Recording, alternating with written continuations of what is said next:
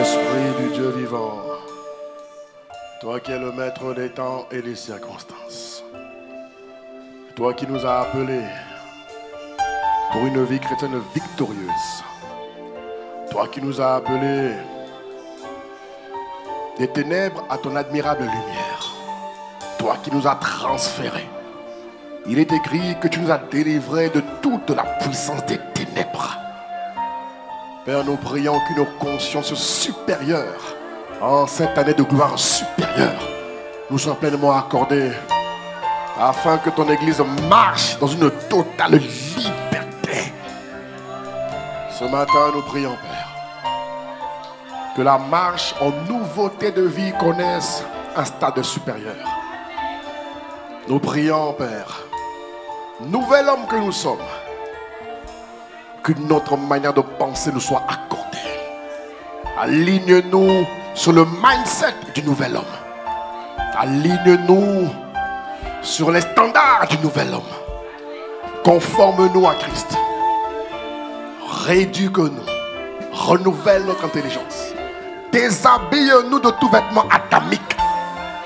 Et revêt-nous de Christ, Père. Te le demandons. Débarrasse-nous de toutes les passions charnelles qui font la guerre à nos âmes. Débarrasse-nous de toutes ces pensées impures qui souillent notre corps spirituel. Tu as dit que nous sommes le temple de l'esprit.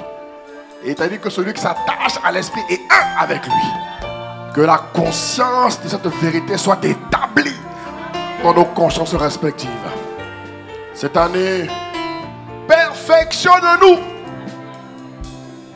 dans toutes les phases de nos vies, dans toutes les étapes de nos vies, dans tous les horizons de nos vies, dans tous les rayons de nos vies. Perfectionne-nous. Que cette prière ne soit pas un slogan, mais une vérité qui soit constatée. Parce que tu nous perfectionnes, Père, convertis-nous. Transforme-nous véritablement. Mais que le nouvel homme, Père, soit constaté à ICC Marseille. Que l'église d'ICC Marseille devienne une communauté d'hommes nouveaux. Te supplions, Père, en dommage de l'ignorance, que le manque de révélation soit remplacé par une soif insatiable de vivre Christ. Oh Père, nous te supplions.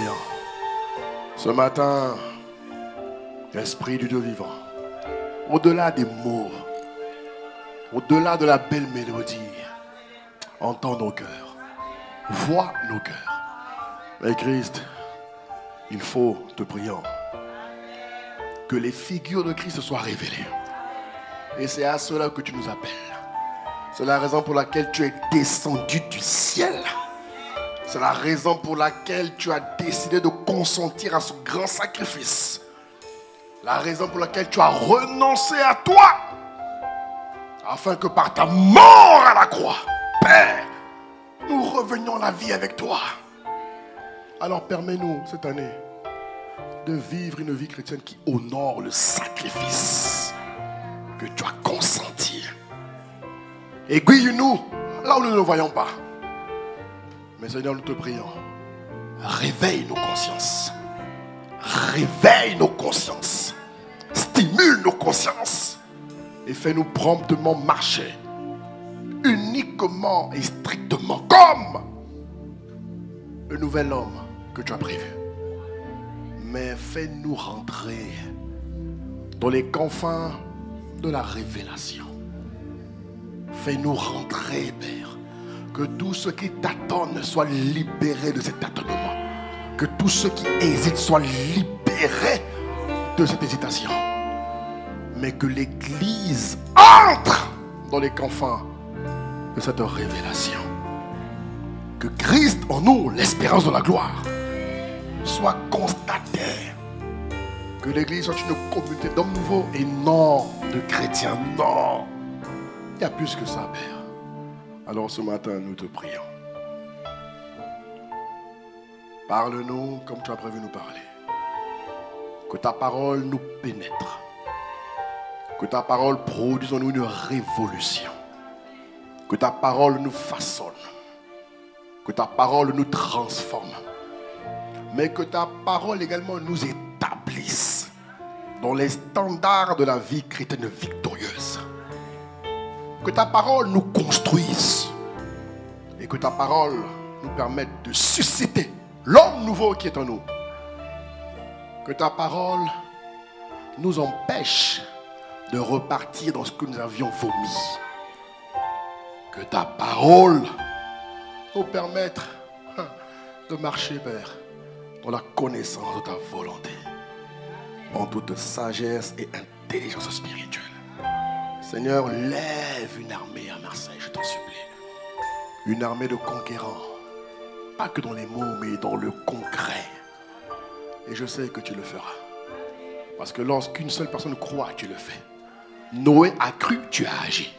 Alors si quelques-uns croient, tu le feras. On verra à Marseille une communauté d'hommes et de femmes, hommes nouveaux, figure de Christ, démontrant la vie chrétienne victorieuse tous les jours, non pas de manière sporadique, tous les jours, dans le nom suprême de Jésus le Christ, Père. Merci de ce que tu le fais par nous, à travers nous, et pour ta seule et unique gloire. Ce matin, inspire les paroles de ma bouche et les pensées de mon cœur. Mais que ta parole ne nous laisse pas insensibles, non. Que ta parole ne nous laisse pas tels que nous sommes, non. Que ta parole bouleverse notre quotidien et qu'elle fasse de nous des killers de ténèbres, des tueurs de géants, dans le nom puissant de Jésus. Que ta parole ce matin guérisse ceux qui en ont besoin. Que ta parole reprogramme quelqu'un. Que ta parole rafraîchisse quelqu'un. Que ta parole restaure quelqu'un. Que ta parole redimensionne quelqu'un ici. Et que ta parole nous convertisse, nous tous, sans exception. Au nom suprême de Jésus le Christ, nous t'avons prié et accueilli ce matin. Au nom de Jésus, amen, amen, amen, amen, amen, amen, amen. Acclame-le, acclame-le ce matin, acclame-le, acclame-le, acclame-le. Merveilleux Saint-Esprit. Alléluia, bonjour à tous et à toutes. Bienvenue ce matin à ICC Marseille. Est-ce que tu peux saluer ton frère et ta soeur ce matin? Salut ton frère, ta soeur, dis-lui bienvenue ce matin à ICC Marseille. Regarde ta gauche, ta droite, dis bienvenue. Nous sommes très heureux d'être là ce matin. Alléluia. Amen. Rendre grâce à Dieu pour la journée Marseille Connect que nous avons vue hier. On a eu un bel événement. Vous savez, la raison pour laquelle nous faisons ces choses-là, c'est pour deux choses. Dites-moi pour deux choses.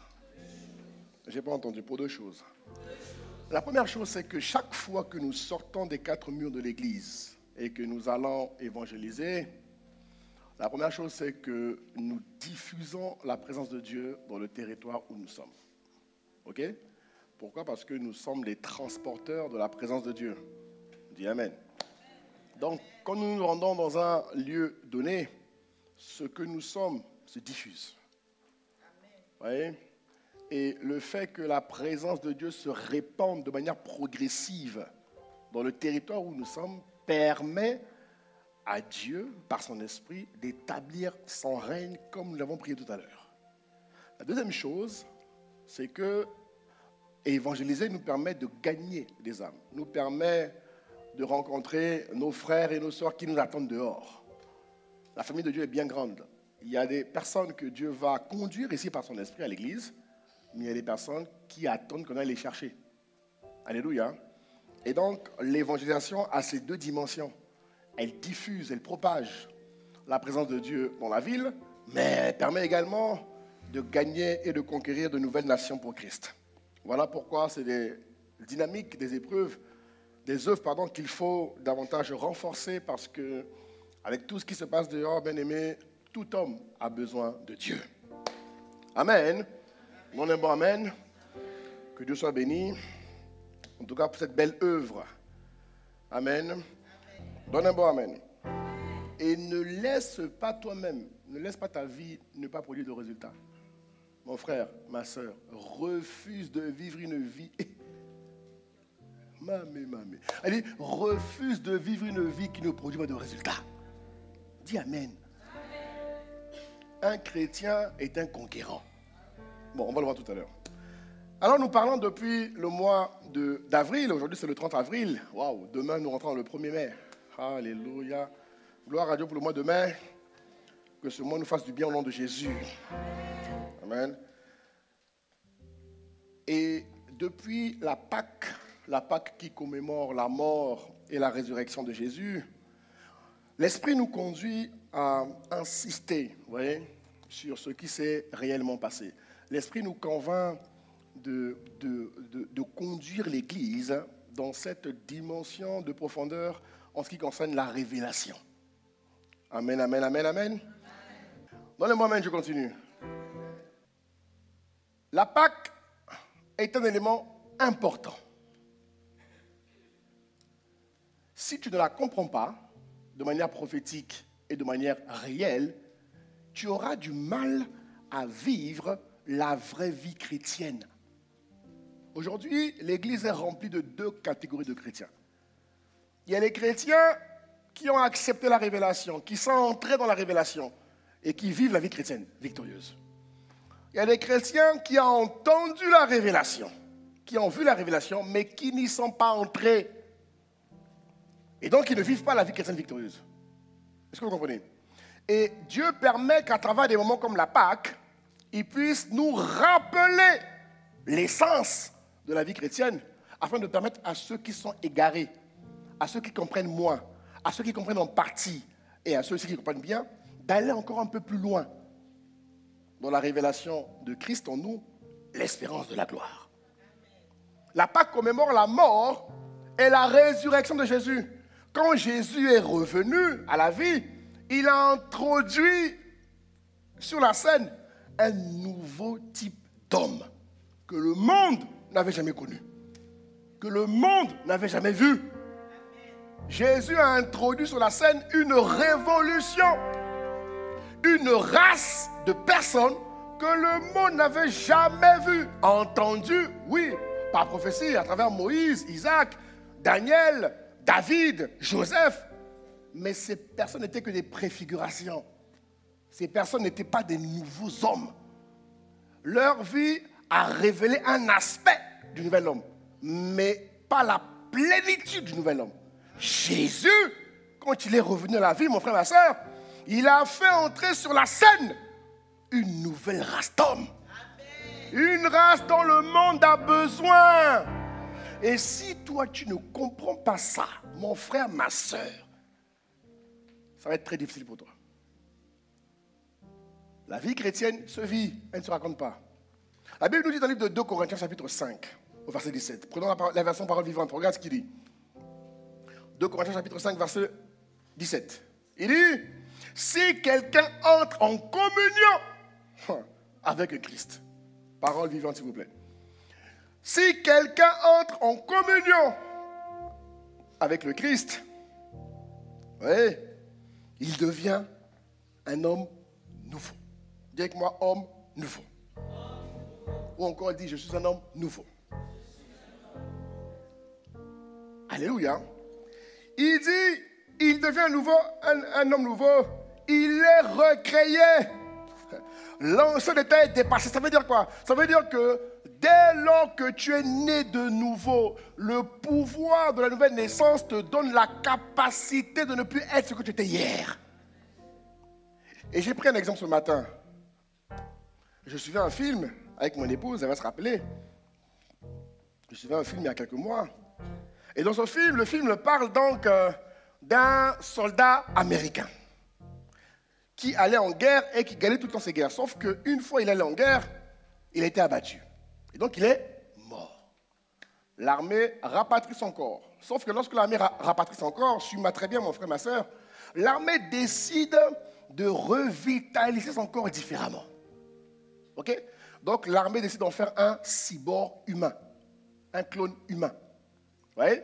Donc à travers les machines sophistiquées qui existent, ok, cet homme a été, comment dire, resophistiqué ou recréé à travers les machines. Vous comprenez ou pas? Ça va? Dis amen si tu me suis. J'ai pas entendu. Voilà. Et donc l'homme revient à la vie. Ok? Réel, hein? C'est un film qu'on a joué avec ma femme. C'est pas ça? Voilà. Oui, ça m'arrive. Et donc, ce qui me choque dans le film, c'est que lorsque l'homme revient à la vie, ok? Le géniteur, comment dire, le programmeur, là, voilà, merci pour les termes. Le programmeur, donc, il fait des tests. Il lui pose des questions par rapport à ce qu'il était hier. Le gars est incapable de répondre. Il était marié, il avait un enfant. On lui demande, êtes-vous marié? Il dit non. Avez-vous un enfant? Il dit, quel enfant? C'est quoi un enfant? C'est-à-dire qu'il ne se souvient plus de ce qu'il a vécu hier. Totalement reprogrammé. À l'époque, ils font un test, ils lui pincent le doigt. Quand on lui pinçait le doigt, parce qu'il prend une main, il pince, et l'humain, ce qu'il pinçait, quand il a pincé la peau a rougi. Lui, dès lors qu'on a pincé, ce sont des vaisseaux qui se sont reprogrammés. Il était complètement différent. Et ce qui m'a choqué, c'est qu'il ne ressemblait à rien à ce qu'il était hier. Maintenant, je le transpose au niveau spirituel. Mon frère, ma soeur. La Bible me dit que si quelqu'un est en Christ, il est un homme nouveau. Ça veut dire que ce que tu étais hier n'existe plus.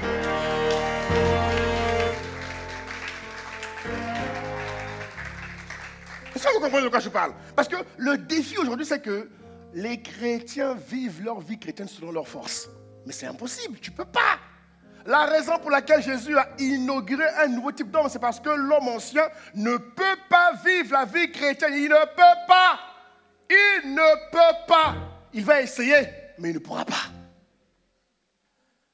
La vie adaptée à la vie chrétienne victorieuse, la vie conforme, nécessite que tu deviennes un nouvel homme.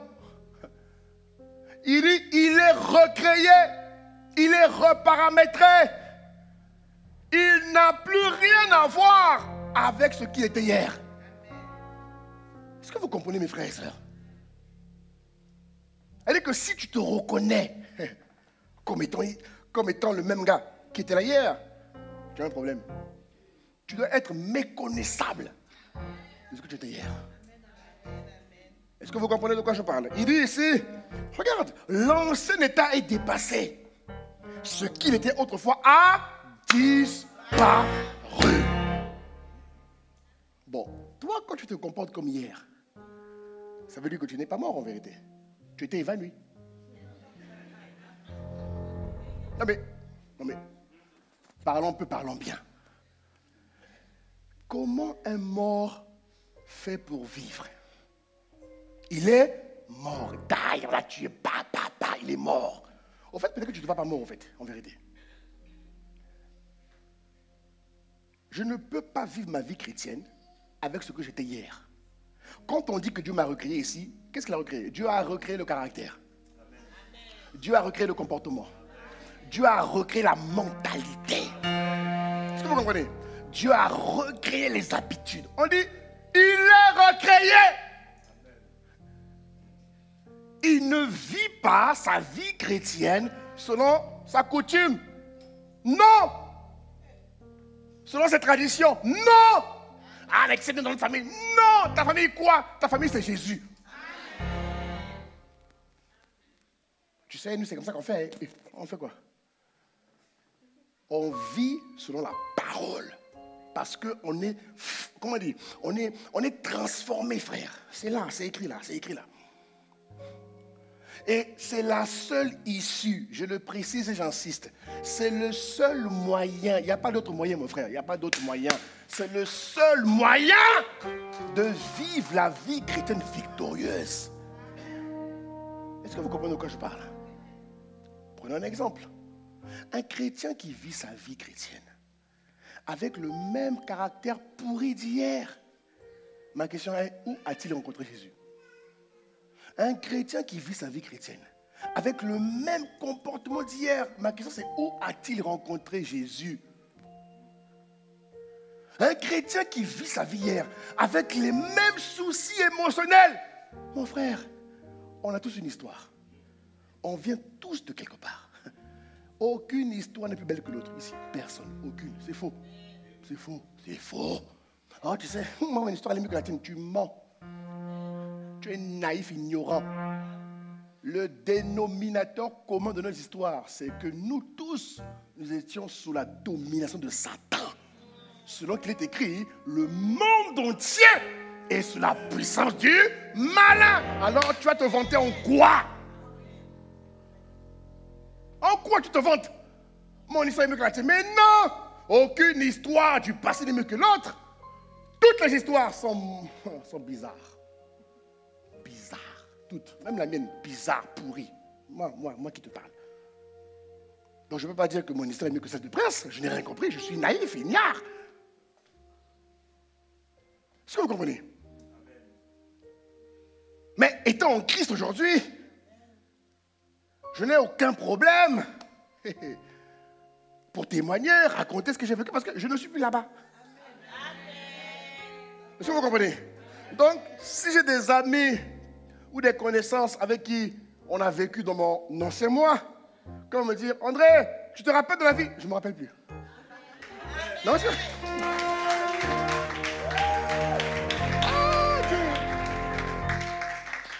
Non, mais je suis sincère. Hein? Elle dit que Dieu a effacé ma mémoire. Et même des gens avec qui j'ai fait l'école, je ne les reconnais plus. Est-ce que vous comprenez? Elle dit que c'est ce qu'on appelle, si vous n'êtes pas dans cette vie-là, vous aurez des problèmes dans votre vie chrétienne victorieuse. Vous aurez des problèmes. Il n'y a pas de cohabitation entre l'ancienne vie et la nouvelle vie. Ça ne marche pas. Mes frères et sœurs, sortons de là. Il est temps pour nous de rentrer dans les confins de la révélation. C'est ça la révélation. L'homme nouveau. La vie la plus adéquate pour vivre une vie chrétienne victorieuse, c'est de devenir un homme nouveau, de l'accepter, de s'y soumettre et de s'y conformer. Et c'est cet homme nouveau qui est capable de dominer. L'ancien homme ne peut pas dominer. Il ne peut pas. Il va essayer. Il va t'impressionner. Te faire croire que, mais non, il n'y est pas. Il n'y est pas. Il n'y est pas. La seule voie conforme pour la domination, c'est de devenir l'homme nouveau. Et si on ne rentre pas tous là-bas, mes frères et sœurs, on aura des problèmes, comme aujourd'hui. Jalousie, comparaison. Ouais. Enfin, frère, tu as écrit j'ai Christ. En quoi je te jalouse? Est-ce que vous voyez? C'est pas bête ça, c'est bête. J'ai Christ. Tu as Christ. Pourquoi je vais te jalouser? Enfin, les gars, réfléchissons un peu. Soyons intelligents. On est intelligent? Non? Oui, on est intelligent. Non, dis on est intelligent. Tu as Christ. J'ai Christ. En quoi est-ce que je vais me comparer à toi? Aucun état. Mais c'est ce qui est dans l'église. Hein? Là, vous me dites, oui, là, mais c'est ce que vous vivez. Là. Vous vous comparez les uns aux autres. Vous vous insultez. Vous vous jalousez. Vous voulez être proche. Mais des bêtises sans nom. C'est parce que le nouvel homme n'est pas encore acquis. Mes frères, tu rentres dans le nom de Jésus-Christ. Lorsque un couple, monsieur, madame, nouvel homme, mais comment vont-ils échouer? Dites-moi, comment vont-ils échouer? L'homme, nouvel homme, femme, nouvel homme. Christ est là. Comment ils vont échouer? Ils peuvent avoir des différences d'opinion. Oui. Ça, c'est permis, ça. Ils peuvent avoir des points de vue différents. Oui, c'est permis. Donc, ils peuvent ne pas se comprendre sur un aspect. Oui, ça, c'est permis. Et il faut que ça arrive. Parce que ne pas se comprendre vous permet d'aller plus loin. Mais ne pas s'aimer, se combattre, s'insulter, se dénigrer, se mépriser, se rabaisser, où est le nouvel homme dans ça? Est-ce que vous comprenez, mes frères et sœurs? À un moment donné, il faut rentrer dans la révélation.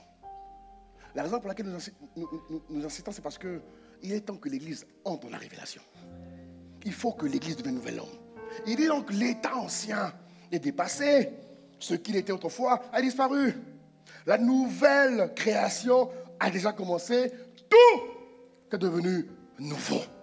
Et ma prière, c'est que l'Église rentre dans les confins de la révélation.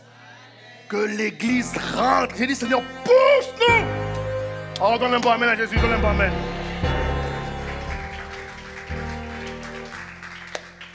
Ça veut dire quoi? Que la puissance de la résurrection m'a fait naître de nouveau pour me permettre de vivre une vie différente. Une vie de gloire, une vie de succès, une vie de victoire, une vie de justice. Est-ce que cette vie s'exonore de difficultés? Non, je n'ai pas dit ça. Est-ce que cette vie, c'est comme un dessin animé où tout est beau? Non, je n'ai pas dit ça. Cette vie n'est pas Alice au pays des merveilles. Non. Dis Amen. Oui. Elle est mieux qu'Alice au pays des merveilles. Parce que l'homme a besoin de défis pour mûrir en force. L'homme a besoin de confrontation pour s'établir dans la domination. Une vie où tout est beau, tout est heureux, mais tu perds ton temps. Tu te dégrades. Il faut des confrontations. Il faut des épreuves. Il faut de l'adversité pour que le nom du Seigneur soit élevé dans ta vie. Oh, donne un bon amen à Jésus. Romains 8, 28 dit que toute chose concourt au bien de ceux qui aiment Dieu.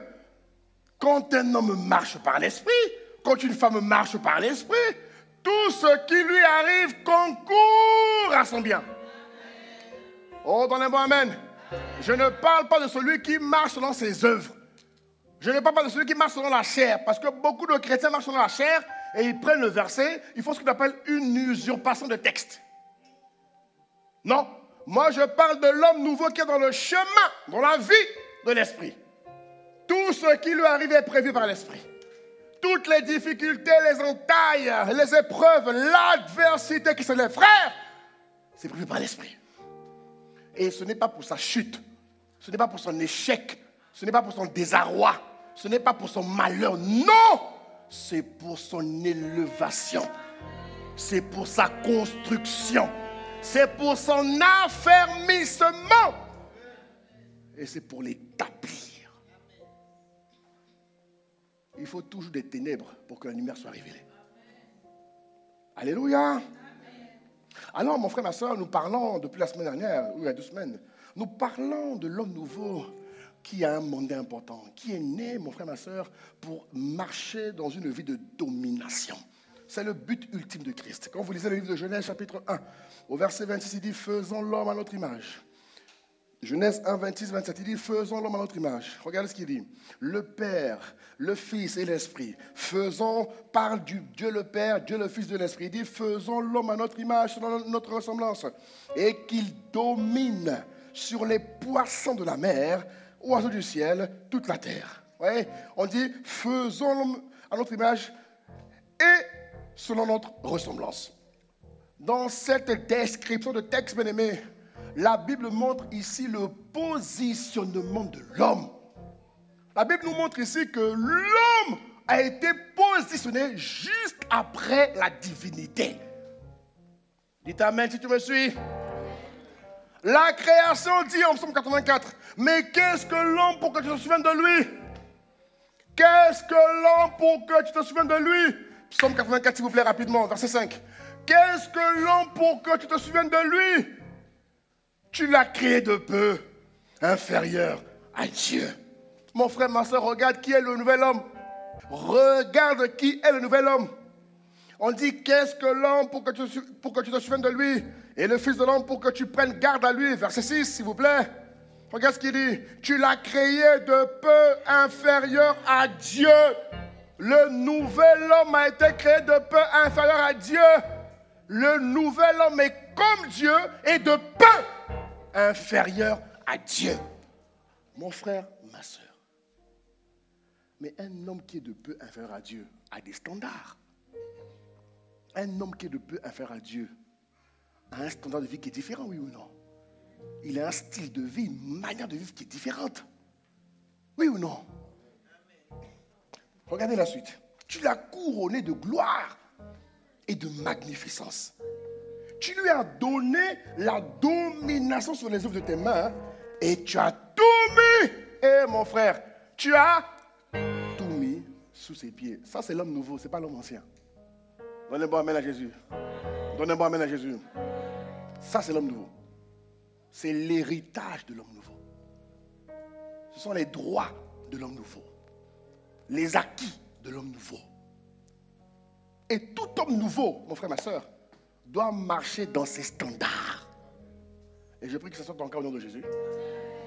Je prie que ça soit ton cas au nom de Jésus. Ça veut dire quoi, mon frère, ma soeur? À ce stade où nous sommes aujourd'hui, vrai de vrai, vrai de vrai, l'homme nouveau ne tremble pas devant l'ennemi. L'homme nouveau ne tremble plus ou pas devant, non, pas parce qu'il n'a jamais existé. Il ne tremble pas devant l'ennemi. Alléluia. À ce stade de vie, là, mon frère, ma soeur, devant les situations, devant les circonstances pénibles, devant les difficultés de la vie, un homme nouveau ne rougit pas. Il ne tremble pas. Il affronte les épreuves. Parce qu'il sait que celui qui est en lui, selon 1 Jean 4,4, je crois, celui qui est en lui est plus grand et plus fort que ce qui se dresse devant lui. Donne un bon amen et je continue. Donne un bon amen et je continue. La Bible nous dit dans le livre de Éphésiens 2,6, Jésus est mort à la croix, première chose. Il a été enseveli, deuxième chose. Il allait récupérer la clé de la mort et du séjour des morts. Troisième chose, il est revenu à la vie. Revenir à la vie nous permet de vivre la vie chrétienne victorieuse. Mais il ne s'est pas arrêté là. Quatrième chose, la glorification. Il nous a emmenés et positionnés dans les lieux célestes. Éphésiens 2,6. Regardez. Il nous a ressuscités ensemble et il nous a fait asseoir dans les lieux célestes. Ne dis pas, ah, donc le jour où je vais mourir, je serai dans les lieux célestes. Je répète, ne crois pas que ça s'apprête à mort. Parce qu'il y a des chrétiens qui croient que c'est quand ils seront morts qu'ils seront positionnés dans les lieux célestes. Est-ce que vous me comprenez? Il y a des chrétiens qui croient. Non, c'est vrai, hein? Il y a des chrétiens qui croient que c'est quand ils seront morts que Dieu va les positionner dans les lieux célestes. Non, c'est dès maintenant. Donc ça veut dire que spirituellement, tu vis une vie où tu es supérieur aux humains. Ce n'est pas du développement personnel, frère. C'est toi, c'est toi, c'est toi. Et vous savez ce qui est dommage? C'est que des fois même, c'est-à-dire que les nouveaux hommes que nous sommes, on n'est pas conscient de ça. Le but de mon message ce matin, c'est de réveiller la conscience. Vous savez, je vais vous raconter quelque chose de vrai. Une dame dans une église, une servante de Dieu, elle servait le Seigneur, mais elle avait des difficultés importantes dans sa vie. Elle a prié, elle a jeûné, elle n'a rien vu. Et donc elle a entendu dire qu'il y avait un féticheur dans le coin là-bas qui faisait des bonnes choses. Suivez-moi bien, suivez-moi bien, suivez-moi bien. Donc elle a résisté avec la pensée. Eh non, elle a prié, elle a jeûné, elle attendait quelque chose d'important dans sa vie, et ça ne venait pas. Et donc aujourd'hui, prise d'impatience, elle sollicite une de ses connaissances pour aller voir le féticheur. Et donc la dite connaissance vient la récupérer et elles vont ensemble voir le féticheur. Et comme le féticheur est il avait une petite notoriété, pas plus que Jésus, dit Amen. Donc elle arrive et fait la queue. Cas réel, parce que c'est la dame qui raconte après. Ok? Donc elle fait la queue. Je crois qu'elle était à la 4e position ou 5e, je ne sais plus. Et donc, pendant que le féticheur est en train de consulter, de faire ses trucs avec ces gens, il constate, il voit la queue. Voyez? Et il y avait un de ses adjoints, de ses secrétaires qui était là. Et il dit à son secrétaire, mais c'est qui la dame là?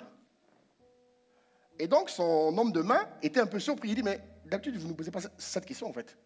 Il dit, mais la dame, elle est là comme tout le monde pour consulter. Il dit, non, je sais que ceux qui sont là, ils sont là pour consulter, mais elle, c'est qui? Et donc le gars est surpris, quoi. Il dit, je te pose la question parce que depuis qu'elle est arrivée avec sa connaissance là, il y a des êtres célestes qui sont avec elle et qui m'empêchent de faire ce que je fais. Elle dit qu'elle-même n'est même pas consciente. Est-ce que vous comprenez de quoi je parle? Et donc son gars lui dit, ah bon? Il dit oui. Il dit, il y a un ange là, ils sont avec elle assis. Ils m'empêchent de faire mon travail. Donc, va dire à la dame que je ne vais pas la recevoir.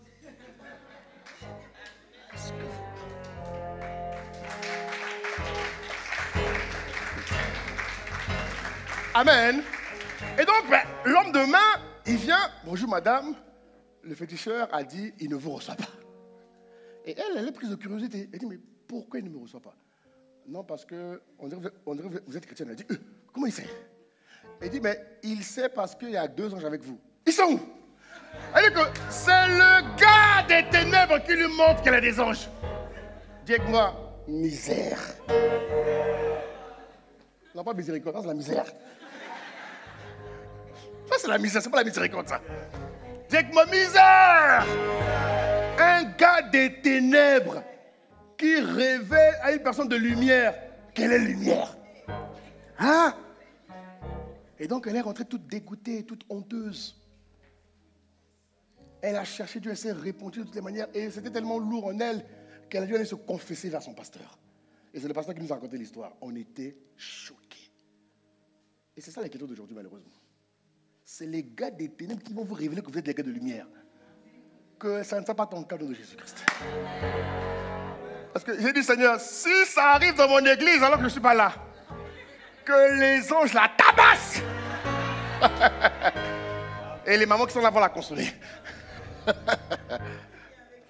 Quoi? Mais connaissant ma femme et ma soeur, Lina, elles vont se la tabasser encore. C'est quoi cette histoire? Est-ce que vous vous rendez compte? Gars des ténèbres qui te révèle que tu as la lumière. Où sont les anges? Et elle nous a demandé où sont les anges. Est-ce que vous voyez? Oui, c'est terrible. Et beaucoup de chrétiens, ça qu'on fait au travail. Des fois, c'est vos collègues qui vous disent, oh, mais toi, tu n'es pas chrétienne. Ah, c'est vrai en plus. Ah, tu vois de quoi je parle, hein? Alléluia. Tu sors de là au nom de Jésus. Est-ce que vous voyez de quoi je parle? Cette histoire m'a choqué, mes frères et sœurs. J'ai dit, ah, sinon, vous voyez, non? Et c'est ce qu'on a vu la fois dernière. L'ignorance qui anime beaucoup de gens. Au point, ils ne savent même pas qui ils sont. Ils ne savent pas ce qu'ils transportent. Ils ne sont pas conscients de ce qu'ils transportent. Ce n'est pas normal. Ça doit changer. Le nouvel homme est un plus que vainqueur. Premier point. Le nouvel homme est un plus que vainqueur. Alléluia. Le nouvel homme est un plus que vainqueur. C'est quelqu'un qui est plus que vainqueur. Il est d'abord plus que vainqueur dans sa conscience. C'est là que ça commence. Il est consciemment conscient qu'il est un nouvel homme. Qu'il a été ressuscité et que Dieu l'a fait asseoir dans les lieux célestes en Christ Jésus. Alléluia. Le nouvel homme, Colossiens 1, 27, est là pour démontrer Christ en lui. Il est là pour démontrer Christ en lui, espérance de la gloire. Alléluia. Vous avez Éphésiens 1 qu'on a lu la fois dernière, on ne va pas le relire. Colossiens 1, verset dit, à qui Dieu a voulu faire connaître quelle est la glorieuse richesse de ce mystère parmi les païens, à savoir Christ en vous, mon frère, ma soeur, Christ en vous, l'espérance de la gloire. Que tu en sois pleinement conscient au nom de Jésus. Que tu ne fasses pas comme la femme là. Amen. Donne un bon amen. Donne un bon amen. Donne un bon amen. La révélation par la conscience que tu as acquise démontre que tu as une identité consciente du nouvel homme. Aujourd'hui, mon point n'est pas de parler de l'identité par la connaissance théorique. Oui, parce qu'il y a beaucoup de chrétiens, ils ont la connaissance théorique. Ils connaissent les versets associés à l'identité. Mais dans la pratique, ils ne vivent pas la vie chrétienne victorieuse. Et tout à l'heure, on va prendre un cas pratique, vous allez voir. Amen. Mon point est de dire que le nouvel homme, il est plus que vainqueur d'abord dans sa conscience. Il est conscient de qui il est. Il est conscient de ce qu'il a. Il est conscient qu'il n'est pas seul. Il est conscient qu'il est avec l'Esprit. Il est écrit dans le livre de Psaume 32, verset 8. Il dit, je t'instruirai, je te montrerai la voie que tu dois suivre. L'Esprit a prévu t'instruire toutes les semaines. Oh, mon frère, dis amen, s'il te plaît. L'esprit, il dit, je t'instruirai. Je te montrerai la voie que tu dois suivre. Pourquoi? Parce que le monde est inondé de faux chemins aujourd'hui. La raison pour laquelle Jésus a dit que je suis le chemin, c'est parce qu'il y a plusieurs faux chemins. Sinon, il ne l'aurait pas dit. S'il était le seul chemin connu de tous les hommes, il n'aurait pas dit. Il a dit, je suis le chemin parce que la terre, les hommes sont environnés de plusieurs chemins. Ils ont plusieurs choix à faire. Mais pour faire le bon choix selon la journée, il a besoin de l'esprit pour le lui confirmer. Prends tel chemin. Va par là. Ne fais pas ci. Fais plutôt ça. Dis ceci. Ne dis pas cela. Je t'instruirai. Et il dit, je te montrerai la voie que tu dois suivre. Mon frère, au mois de mai, là, il y a des voies à suivre tous les jours. Il y a des voies à suivre tous les jours. La routine n'existe pas en Christ. Comment tu vas? Non, ça va bien, la routine. La routine n'existe pas en Christ. En Christ, lisez votre parole, rien n'est routinier. Tout est toujours en mouvement. Parce que Dieu est un Dieu de mouvement. Et ta vie doit exprimer le mouvement de l'esprit. La dynamique de l'esprit. Est-ce que tu comprends? Le déploiement de l'esprit qui affecte tous les domaines de ta vie, qui affecte tous les aspects de ta vie, qui affecte ta mentalité, ta manière de penser. L'esprit a pour objectif de te perfectionner tous les jours. Selon qu'il est écrit, à chaque jour suffit sa peine. Il dit, je t'instruirai, je te montrerai la voie que tu dois suivre. Le nouvel homme ne suit pas n'importe quelle voie. Le nouvel homme ne suit pas la voie de l'argent. Non! Il ne postule pas parce que ça sera bien payé. Non. Oui. Le nouvel homme ne postule pas parce qu'il va gagner 4 000 € de plus. L'argent n'est rien pour le nouvel homme. Amen. Je vous dis, l'argent n'est rien pour le nouvel homme. Amen. Je répète, l'argent n'est rien pour le nouvel homme. Ah Seigneur, bon, tu dis un amen serré, c'est pas grave, on avance. Il dit, je te montrerai la voie que tu dois suivre. Je te conseillerai et j'aurai le regard sur toi. Le but de l'esprit est que ton pied ne soit jamais trouvé dans l'échec, dans l'erreur. Dieu peut permettre que tu commettes une erreur pour ton salut. Mais ce n'est pas parce que tu as fait quelque chose qui n'a pas marché que tu as échoué. Non, c'est faux. Je répète, ce n'est pas parce que tu as fait quelque chose qui n'a pas marché, tu as entrepris une action qui n'a pas marché que tu as échoué. Non, lis ta parole. La capacité d'échouer a été retirée à la croix. La nouvelle création n'échoue pas. Dieu peut permettre par des circonstances que tu fasses quelque chose qui n'a pas marché pour un but que tu vas comprendre plus tard. Tu vas dire, ah, je comprends. Au fait, le nombre de fois que ça n'a pas marché m'a permis de mieux comprendre ceci ou cela. Mais le succès ne peut pas être accompagné de l'échec. C'est impossible. Ils ne sont pas amis. Ils sont antagonistes. Ils ne peuvent pas collaborer ensemble, c'est impossible. Le succès, la gloire, la domination ne s'associent pas avec l'échec, la confusion et le tâtonnement. C'est impossible. C'est impossible. L'échec, le tâtonnement peuvent être des ténèbres qui vont permettre à la lumière d'être révélée à une dimension élevée. Mais le nouvel homme n'a aucune graine d'échec en lui. Je répète, il n'a aucune composante d'échec en lui, c'est impossible. De la manière dont il a été reprogrammé, non. Il a été programmé pour le succès. Il a été programmé pour la victoire. Il a été programmé pour la domination. Il a été programmé pour vivre la vie chrétienne victorieuse. Dis amen, c'est ton partage. Maintenant, nous allons prendre un cas pratique, rapidement. Où nous allons voir la différence entre le chrétien qui connaît la parole, mais qui ne la pratique pas, et le chrétien qui connaît la parole et qui la pratique. Vous allez voir la différence. J'ai pris donc un cas pratique que vous connaissez tous, mais laissez-moi vous interpréter cela comme Dieu me l'a révélé. Parce que c'est quelque chose de très, comment dire, beaucoup sont dedans aujourd'hui. Amen. Beaucoup sont dedans aujourd'hui. Mais à travers l'explication, tu vas sortir de la nom de Jésus-Christ. Regardez ce que la Bible nous dit dans le livre de 1 Samuel. 1 Samuel. 1 Samuel chapitre 17. On va commencer au verset 4. Ici, c'est l'histoire donc de Goliath et de David. Amen. Qui connaît l'histoire? Qui connaît l'histoire? Tout le monde connaît l'histoire. Tout le monde connaît l'histoire. Si tu ne connais pas, tu fais semblant. Bon, si tu ne la connais pas, tu vas la connaître. Peut-être quelqu'un qui est arrivé de nous, qui est né de nouveau, qui va la connaître. Alors, l'histoire de David, ici, nous parle donc de Philistins, nous parle d'une guerre qu'il y a entre les Philistins et les Israélites. Amen. Ok? Regardez ce que la Bible dit au sujet donc de Goliath. Et regardez comment Goliath tient le peuple.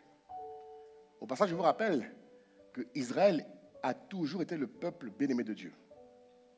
Dieu a juré à Abraham, Isaac, Moïse. Il dit, chaque fois que ce peuple m'invoquera, je répondrai. Amen. Il a dit, chaque fois que ce peuple va m'invoquer, je répondrai. Ce peuple-là, parce que j'ai mis ma main, il ne peut pas échouer, c'est impossible. Et rappelez-vous qu'à l'époque, il n'était pas encore une nouvelle création. Vous comprenez? Ils étaient ce qu'on appelle une préfiguration. Dieu a été avec eux pendant 40 ans. Le jour comme la nuit. À travers la colonne de feu et la nuée. Vous vous rappelez, non? Voilà. Mais regardez ici ce que ce peuple vit pendant près de 40 jours. Il se passe quelque chose d'important qui doit attirer notre attention et qui doit nous permettre de marcher en nouveauté de vie. Une mentalité différente, j'aimerais dire. Amen. Alors la Bible nous dit ceci, regardez. Un homme sortit alors du camp des Philistins et s'avança entre les deux armées. Il se nommait Goliath. Il était de Gath. Il avait une taille de 6 coudées. Qui connaît les coudées? Les coudées, c'est des grosses... Hein? Ézéchiel parle des coudées. C'est des niveaux. Ok, c'est des grosses... Il dit, il avait une taille de 6 coudées et un empan. La suite, s'il vous plaît. Regarde ce qu'il dit au verset 5. Sur sa tête était un casque d'airain et portait une cuirasse à écailles du poids de 5000 cycles d'airain. C'est-à-dire que le gars était balèze, il était baraqué, il était bien armé pour éteindre une armée à lui seul. Ok? Quand vous lisez l'histoire de Goliath, on vous explique que dès l'enfance de Goliath, Goliath avait été préparé à être un guerrier redoutable. Vous comprenez? Je pense qu'il a été un peu... Sa naissance a été due à l'alliance entre les anges démons et les humains. Parce qu'il était très grand. Il avait une taille qui n'était pas... ordinaire. Voilà. Il faisait un peu partie des géants de l'époque. Vous voyez, non? Voilà. Mais la Bible vous dit, quand vous lisez les commentaires bibliques, la Bible vous dit que dès son enfance, l'armée des Philistins l'a consacré et a fait de lui un homme de guerre qui ne doit jamais perdre. Donc, il était un atout redoutable pour l'armée des Philistins. Dis Amen. On regarde la suite. Il avait aux jambes une armure d'airain et un javelot d'airain entre ses épaules. Ok? Au verset... Donc, vas-y, continue s'il te plaît. Voilà. Ok. Au verset 10. Verset 10. Non, reviens. Au verset 8. Très bien. Voilà. Le Philistin s'arrêta et dit ceci. Il leur cria, pourquoi sortez-vous pour vous ranger en bataille? Ne suis-je pas le Philistin et n'êtes-vous pas les esclaves de Saül? Choisissez un homme qui descende contre moi. Verset 10, maintenant, vas-y. Regarde ce qu'il dit au verset 10. Le Philistin dit encore, je jette en ce jour un défi à l'armée d'Israël. Donnez-moi un homme et nous nous battrons ensemble. Ok? Chaque jour, pendant 40 jours, Goliath sort et tétanise l'armée d'Israël par des paroles. La raison pour laquelle je vous fais lire les composants qu'il avait, c'est pour attirer votre attention. Il n'a même pas lancé un javelot à l'armée. Il a juste dit des paroles. Est-ce que vous comprenez de quoi je parle? Et la Bible vous dit qu'il parle à une armée de personnes. Lui, il est seul. Vous comprenez? Il dit à l'armée, si vous êtes fort, esclave de Saül, donnez-moi quelqu'un avec qui on va se battre. Si le gars me bat, vous nous battez. C'est moi qui vous bats. Mais la Bible dit que pendant 40 jours, l'armée est apeurée par les paroles de Goliath. Sachant que l'armée dont il est question, c'est l'armée que Dieu a choisie. L'armée en qui Dieu a dit, chaque fois qu'ils m'invoqueront, je répondrai. Mais force est de constater que là, Dieu n'a pas répondu. Amen, ça va? Amen, ça va?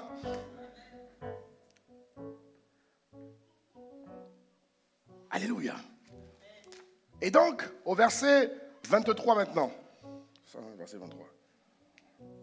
Au verset 23, le Philistin réitère son propos. Il défie l'armée d'Israël. Sauf que vers le 40e jour, la Bible dit que Isaïe, le père de David, poussé par l'esprit sans s'en rendre compte, il va envoyer David donner de la nourriture à ses frères. David n'est pas venu combattre le Philistin. Dis amen, hein, dis amen. David est juste venu soutenir ses frères. Donc, il ne s'est même pas préparé au combat. Il est juste venu soutenir ses frères en leur donnant de la nourriture. Et c'est en arrivant qu'il constate que l'atmosphère est bizarre. La suite, verset 24. À la vue de cet homme, donc Goliath, tous ceux d'Israël s'enfuirent devant lui. Ils furent saisis d'une grande crainte. On parle d'une armée. Dis aïe, on parle d'une armée. Bien-aimés, on parle du peuple d'Israël. Connaissant les gars de l'époque, hein, ils ont prié pendant 40 jours. Moi, j'ai lu les commentaires. Frère, ils ont prié, ils ont adoré, ils ont rappelé juste ce qu'il a fait avec Moïse. Tu as séparé la mer en deux, tu as fait ceci. Sauve-nous, sauve-nous, sauve-nous. Dieu n'a pas agi. Est-ce que vous comprenez de quoi je parle? Mais regardez David. David vient le matin. Il donne de la nourriture vers le 40e jour. Et regardez la suite. Regardez la suite vous-même. Regardez la suite. L'armée dit ceci. Avez-vous vu s'avancer cet homme? C'est pour jeter à Israël un défi qu'il s'est avancé. Si quelqu'un le tue, le roi comblera de richesses et lui donnera sa fille et affranchira la maison de son père. La suite, s'il vous plaît, verset 26. Verset 26. Verset 26, il dit, David dit aux hommes qui se trouvaient près de lui, que fera-t-on à celui qui tuera ce Philistin et qui ôtera l'opprobre du dessus d'Israël? Qui est donc ce Philistin? C'est un circoncis pour insulter l'armée du Dieu vivant. Goliath a dit que c'était l'armée de Saül. David dit que c'est l'armée du Dieu vivant. Mais regardez comment en quelques minutes, David challenge l'atmosphère. Eux, tous les jours, ils sont apeurés. Chrétiens, mais apeurés. Ils vont prier, mais n'agissent pas. Je suis dans la tête et dans la queue. Je marche sur les démons, les scorpions, j'écrase les hôtels maléfiques. Mais quand il faut agir, il est absent. Il dit, mais toi vas-y, toi vas-y, toi vas-y, toi vas-y, toi vas-y, pendant 40 jours. Hein. Toi vas-y, toi vas-y, toi vas-y, toi vas-y. Et David vient. Il dit, qui? Et c'est un circoncis qui ose défier l'armée du Dieu vivant. Regardez la conscience qui animait David. Dites amen. En une fraction de seconde, David a challengé l'atmosphère de peur qui régnait sur le territoire. Ça va? Et quand vous lisez le psaume 139, il vous montre que David, ce que je veux attirer ici, David avait une conscience, directement la conscience. Le peuple d'Israël appartenait à Dieu. Dis amen. Ils appartiennent à Dieu. Ils sont de Dieu, comme a dit David. Mais ils ne triomphent pas. On peut être chrétien, mais ne pas triompher. Ça va? On peut être enfant de Dieu, mais on ne triomphe pas. On peut être enfant de Dieu, mais on vit une vie minable, misérable. Ce n'est pas le badge enfant de Dieu qui te sauve. Ce n'est pas l'appellation, je suis enfant de Dieu. Ce n'est pas le petit poisson sur la voiture, je suis chrétien. Quoique je n'ai rien contre le poisson. Dis amen, je n'ai rien contre le poisson. Que Dieu bénisse celui qui a inspiré le poisson. Mais ce n'est pas un signe qui démontre que je suis le Christ. C'est ma capacité à démontrer Christ qui fait de moi un vrai Christ. Ce que David a fait. Ça va? Ce que David a fait. Ok? La suite, rapidement. Et là, non, pardon, le psaume 139, regardez la conscience que David avait dans la communion qu'il tissait avec Dieu. La Bible dit, au psaume 139, verset 1, il dit, Éternel, tu me sondes et tu me connais. Tu sais quand je m'assieds et quand je me lève. Tu pénètres de loin ma pensée. Tu sais quand je marche et quand je me couche. Et tu pénètres toutes mes voies. Au verset 4, il dit, car la parole n'est pas sous ma langue, que déjà, ô Éternel, tu la connais entièrement. Au verset 5, tu m'entoures par derrière et par devant, et tu mets ta main sur moi. Alléluia. Alléluia. Et donc, je vais aller plus loin. Ce passage nous montre comment David était conscient. Mais David avait une conscience pratique. Dis-moi la conscience pratique. Dis encore la conscience pratique. Il y a la connaissance théorique et la conscience qui rend la connaissance pratique. Beaucoup de chrétiens sont dans la théorie. Ils ne pratiquent pas. Dis Amen. La vie chrétienne n'est pas comme tous les chemins mènent à Rome. Non. Est-ce que vous comprenez? Je répète, la vie chrétienne n'est pas comme on dit tous les chemins mènent à Rome. Non. La vie chrétienne, il y a une seule vie pour la vivre. C'est la vie du nouvel homme. Si tu n'es pas nouvel homme, tu auras du mal à manifester la vie du nouvel homme. Et ici, le peuple d'Israël montre qu'ils n'étaient pas dans la conscience de Christ. Ils étaient religieux, comme beaucoup d'entre nous aujourd'hui. Vous comprenez? Et ce sont les religieux qui ont du mal avec la vraie vie chrétienne. Les religieux qui ne sont pas dans la relation ont du mal à vivre de manière consciente la vie chrétienne victorieuse. Amen, amen, amen. Et si cette conscience n'est pas développée, mes frères et sœurs, on aura beau vous prêcher tous les beaux messages du monde, vous n'avancerez pas. Vous comprenez de quoi je parle ou pas? On aura beau sur ce pupitre, Pasteur Joe, Pasteur André, Pasteur Freddy, Pasteur Ghislain, Pasteur Yvon, on aura beau vous libérer tous les bons messages, vos vies ne changeront pas. Pourquoi? Religieux, comme le peuple d'Israël. Mais si nous sommes tous des David, à l'instar de l'exemple, vous allez voir que chaque fois que Dieu enseigne, on vit la chose. Chaque fois que Dieu enseigne, on vit la chose. Chaque fois que Dieu enseigne, on pratique la chose. Chaque fois que Dieu enseigne, on expérimente la chose. Et on obtient les résultats divins. La conscience de votre identité vous permet de vivre la vie chrétienne victorieuse tous les jours au quotidien. Est-ce que vous comprenez? Quelle que soit la nature des événements qui vous arrivent, vous triomphez. L'attitude de David a été différente. Venons au verset maintenant 42 rapidement. Regardez. Regardez maintenant. Donc là, je passe les étapes. David se manifeste devant tout le peuple. Et le peuple, l'armée conduit David vers le roi. Le roi dit, tiens, je te donne une armure. Tiens celle-là pour que tu ailles le combattre. David dit, monsieur Saül, merci, mais non merci. Ok? Je préfère avoir l'armure que Dieu m'a donnée. Parce que tes hommes là, ils ont cette tenue depuis 40 jours, ils ne font rien. Laisse-moi aller avec l'armure dont je suis conscient, sachant que je ne vais pas en mon nom, je vais au nom de l'Éternel. Oh, donnez un bon amen à Jésus. Le Philistin regarda donc lorsqu'il a aperçu David, il méprisa, ne voyant qu'en lui un enfant blanc, jeune figure. Une fois de plus. Satan ne sait pas vraiment. C'est-à-dire que là, pareil, avant de commencer le combat, Goliath tente d'intimider David comme il fait avec le peuple. Sauf qu'il voit qu'avec lui, ça ne marche pas. Pourquoi? Il est conscient. Regardez la suite, verset 43. Rapidement, le Philistin dit à David, suis un chien pour que tu viennes à moi avec des bâtons. Et après l'avoir maudit par ses dieux. Ce matin, j'ai attiré l'attention du peuple en disant que toutes les paroles que Goliath libérait au peuple étaient des paroles inspirées par des dieux maléfiques. C'est pour vous dire quoi? Que toute parole est inspirée d'un esprit. La raison pour laquelle le peuple de Dieu était tétanisé, c'est parce qu'il y avait des esprits maléfiques qui soutenaient les paroles et qui créaient une atmosphère de peur, d'intimidation et de faiblesse. Mais David est allé au-dessus de cela. Pourquoi? Il était conscient de la présence qui l'animait. Et c'est cette vie que toi et moi, nous devons mener au quotidien.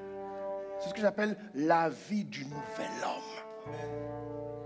Donne un bon amen. Tu connais la suite. Au verset 44, David dit, je donnerai ta chair aux oiseaux du ciel. Tu vois, c'est une guerre de parole contre parole. David libère des paroles. Goliath libère des paroles. Ça veut dire quoi? Que le nouvel homme doit connaître et doit savoir proclamer les paroles tous les jours. Parce que le monde est saturé de paroles maléfiques. Satan est le prince de la puissance de l'air. Il pollue l'atmosphère. On t'exhorte à avoir le casque du salut et à proclamer les paroles pour que tu dégages l'atmosphère. Afin que tu marches à ciel ouvert. Mon bon amen, je continue. Il dit, tu viens avec moi, verset 45. Tu marches contre moi avec l'épée, le lance, javelot, et moi je marche contre toi au nom de l'Éternel des armées, du Dieu de l'armée israélienne, que tu as insulté. Aujourd'hui, est-ce que vous voyez, avant qu'ils engagent les armes, c'était parole contre parole. Au travail, quand on te prononce des paroles qui ne sont pas divines, ne les accepte pas. Rien n'est figé, frère. Tout peut changer. Je répète, rien n'est figé. Tout peut changer. Ils ont annoncé un plan de licenciement. Mon frère répond par des paroles. Ne dis pas, comment ça? Comment on va faire? Seigneur, sauve-moi. Non. Non. La conscience. Dis-moi la conscience. C'est le but de mon message aujourd'hui. C'est la conscience. On doit sortir de la théorie, frère. On doit être dans la conscience. Parce que c'est la conscience qui nous permettra d'avoir des résultats. C'est la conscience qui nous permettra de vivre la vie que Dieu nous a donnée. Alléluia. Bref, vous connaissez la suite. Il dit, je t'abattrai, je te couperai la tête, et aujourd'hui, je donnerai les cadavres du camp des Philistins aux oiseaux du ciel, et toute la terre saura qu'Israël a un Dieu. Il fait la promotion de son Dieu.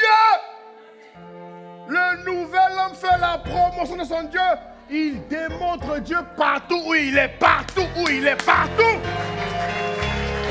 Hey.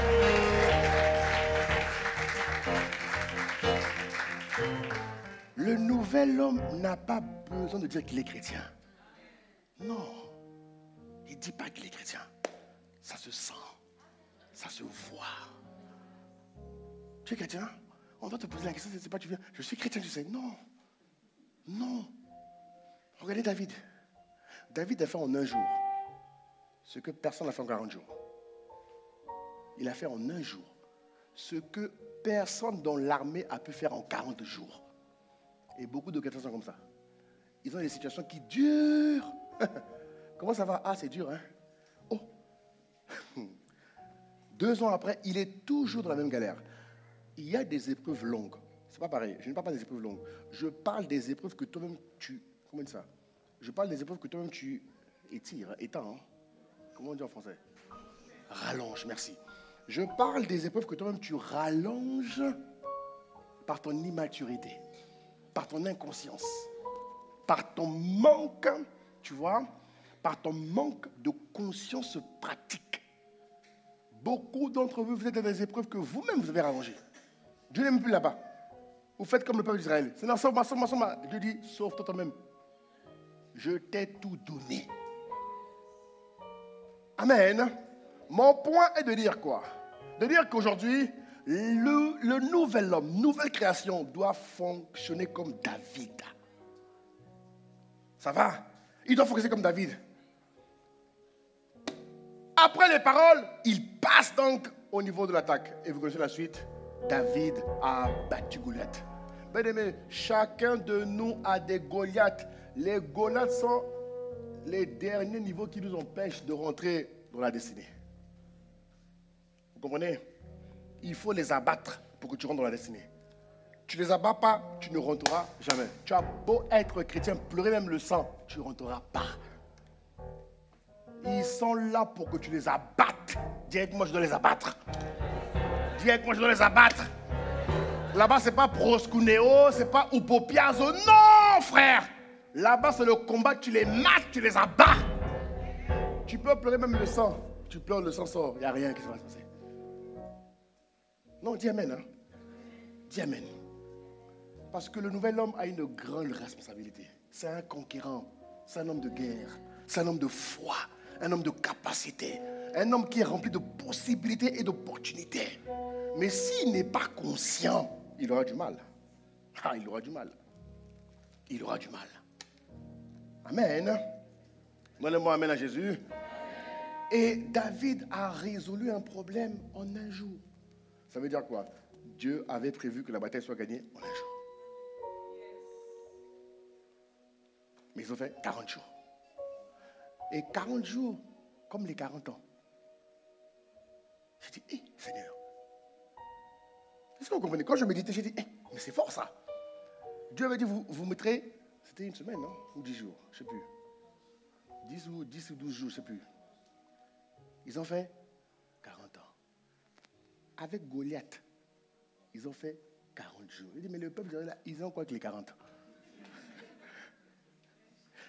Est-ce que vous voyez comment l'esprit de retard peut prendre le dessus sur vous quand vous n'exercez pas qui vous êtes? Sors de l'âme de Jésus-Christ. 40 jours bêtement, alors que Dieu avait prévu la victoire en un jour.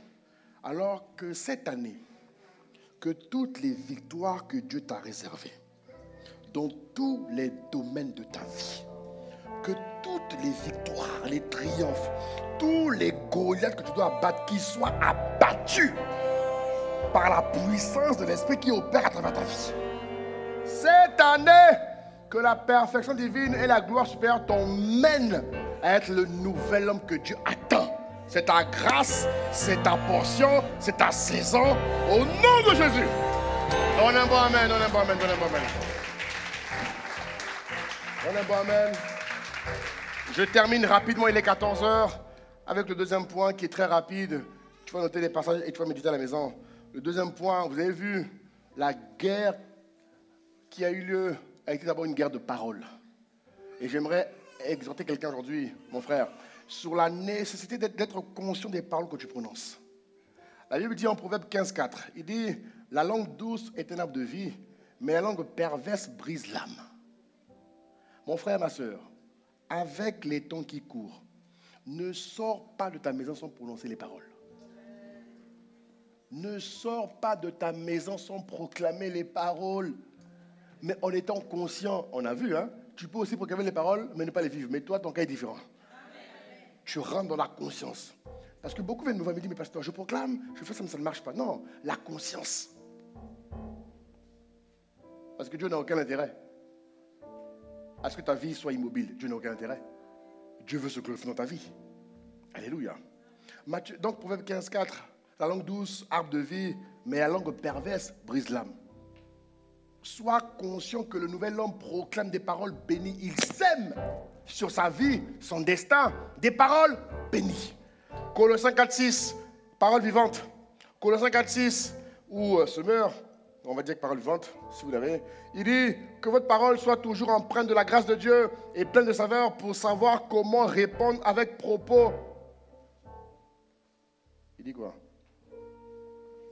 Parler de la grâce de Dieu avec amour, mais sans fadeur, afin de gagner les cœurs. Apprenez à répondre avec ça se dit, hein? Ok. Avec à propos et selon les besoins de chacun aux questions que l'on vous pose.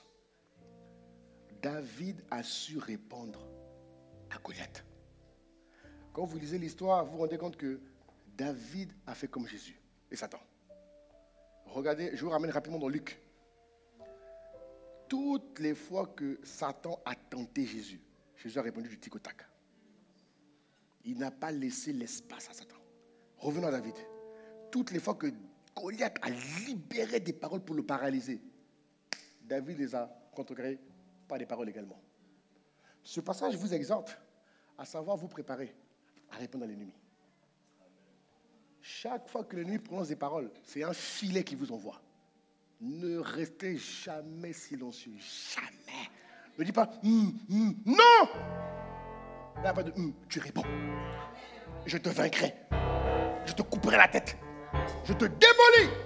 Il faut répondre parole par parole. Non, dis amen. Quand tu ne réponds pas, c'est un filet qu'on t'a envoyé. Mais le problème, c'est que tu ne vois pas le filet, il est invisible. Vous comprenez de quoi je parle? David a fait comme Jésus. Il a répondu à chaque niveau d'attaque. Il a su donner la parole qu'il fallait donner. Et c'est ce qu'il dit ici. Apprenez à répondre avec propos, selon les besoins de chacun, aux questions que l'on vous pose.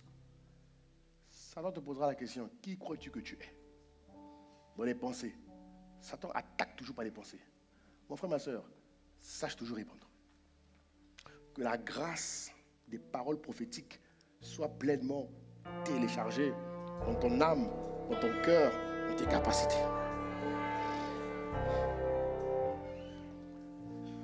Une personne peut être tétanisée que par des paroles. On ne lui a même pas lancé un stylo. Non, une parole là, on dit, ça va? Tu vas bien? Qu'est-ce qui t'arrive? Il est bloqué. Pourquoi? Une parole. Regardez le pouvoir des paroles. Alors mon frère, ma soeur, décide de devenir un proclamateur des paroles de Dieu. Proclame tous les matins la parole de Dieu avec foi et conviction. Indépendamment de la manière dont tu t'es réveillé, proclame les paroles. Matthieu, je finis avec ça et on va prier. Matthieu 12, 36. Je vous dis, au jour du jugement, les hommes rendront compte de toute parole vaine. Ils rendront compte de toute parole. Matthieu 12, 36, c'est ça? Voilà, ils rendront compte de toute parole vaine qu'ils auront proférée. Ok? Verset 37. Car par tes paroles, tu seras justifié et par tes paroles, tu seras condamné. À travers ce passage, tu te rends compte que le nouvel homme ne proclame pas les paroles bêtement. Il n'insulte pas. Toi, il dit, il n'insulte pas.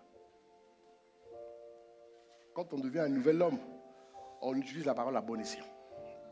Dis amen. Dis amen. Pourquoi? Parce que ta vie est la moisson de toutes les paroles que tu prononces. Ta vie est la moisson de toutes les paroles que tu prononces. Tous les domaines de ta vie seront le résultat de ce que tu auras prononcé.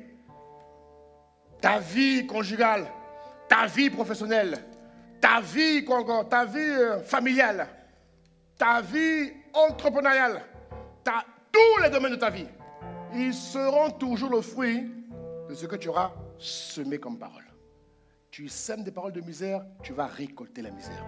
Le nouvel homme doit savoir que sa langue est une arme.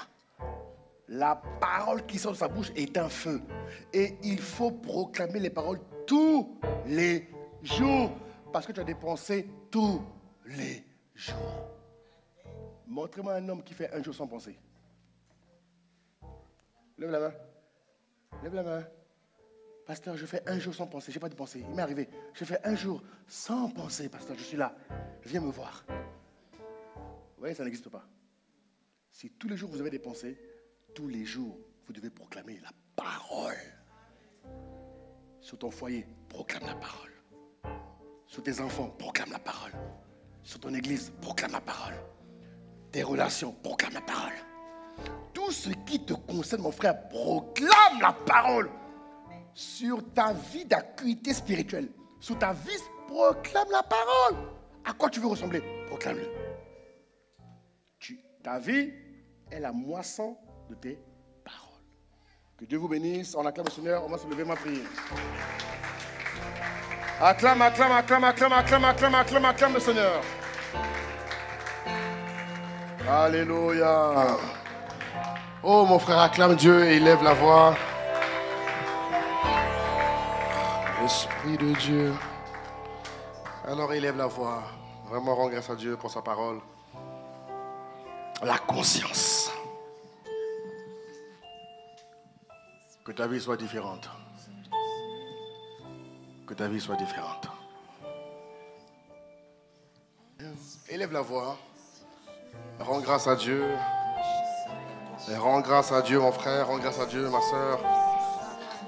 Rends grâce à Dieu, rends grâce à Dieu, rends grâce à Dieu. Rends grâce à Dieu, rends grâce à Dieu, rends grâce à Dieu. Rends grâce à Dieu, mon frère, rends grâce à Dieu, rends grâce à Dieu.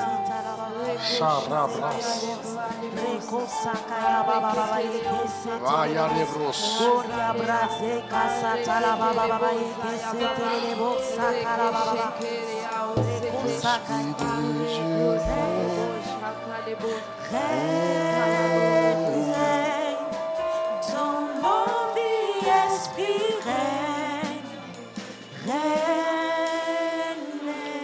Répète avec moi, Seigneur Jésus. Je te dis merci pour ta parole qui t'a m'appris nommé. Seigneur, à l'écoute de ta parole, je ne veux pas rester le même. Aide-moi à devenir le nouvel homme que tu m'appelles à être dans tous les domaines de ma vie. Cette année, avec la commémoration de Pâques, je choisis de rentrer dans les confins de la révélation de Christ en moi, espérance de la gloire. Père, accorde-moi tous les jours de vivre la vie de Dieu réservée aux nouveaux hommes. Fais-moi vivre une vie de standard divin dans tous les domaines de ma vie. Je l'appelle, je déclare, je décrète que cette année, le Saint-Esprit fait de moi la meilleure version de moi-même, au-delà de ce que je pense et de ce que je ressens. Christ sera constaté, visible dans tous les domaines de ma vie, dans tous les aspects de ma vie, sans détour, dans le nom de Jésus. Dans le nom de Jésus.